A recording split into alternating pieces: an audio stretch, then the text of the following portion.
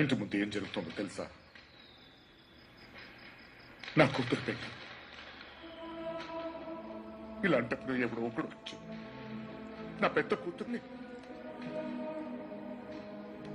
ఇప్పుడు ఎందుకు వచ్చావు మళ్ళీ నువ్వు? నా కూతురు లేపుకెళ్ళడానికేగా? చెప్పు, లేపుకెళ్ళడానికేగా నా కూతురు? లేపుకెళ్ళాలంటే ఎంతసేపు సార్? లేపుకెళ్ళాలనే ఉంది. లేపుకెళ్ళగలను ఈ ధైర్యంతోనే సార్ మీ అమ్మాయిని ఇలాంటి పరిస్థితుల్లో కూడా ప్రేమించింది. ఎవడో మీ అమ్మాయిని లేపుకెళ్ళిపోయాడని మీరందరూ బాధపడుతూ ఉంటే నవ్వొచ్చింది.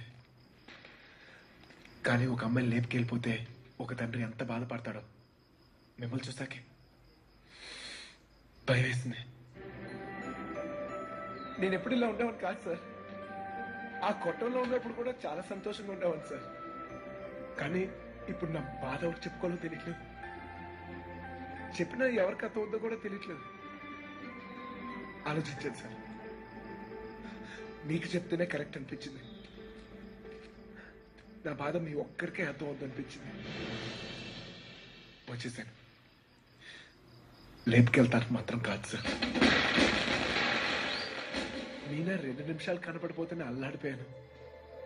20 రోజులు మీ అమ్మాయి గురించి మీరు ఎంత అల్లాడిపోయారు అర్థమయ్యాక ఆ నొప్పి తెలుసులోనే నేను ఆ పని చేయలేను సార్.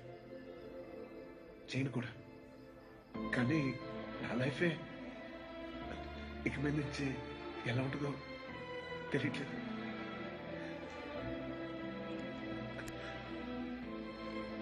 ఈ ఇంటి ముందు ఏం జరుగుతుందో తెలుసా సార్? నేను ప్రేమించిన అమ్మాయి పెళ్లి సార్. ఈ పెళ్లి ఎక్కడ ఆగిపోద్దేమో అని మీరు టెన్షన్ పడుతున్నాను. ఈ పెళ్లి ఎక్కడ జరిగిపోద్దేమో నేను టెన్షన్ పడుతున్నాను. ఎలాగైనా మీ కూతురు కాపాడుకోవాలి మీరు, అలాగే నా ప్రేమను కాపాడుకోవాలి నేను. మన ఇద్దరు గుండె చప్పుళ్ళు ఒకటే సార్. మీ కూతురు ఇన్నాళ్ళ నుంచి కాపాడుతుంది మీ ప్రేమే సార్. మళ్ళీ అంత ప్రేమ నా దగ్గరే ఉంది. అర్థం చేసుకోండి.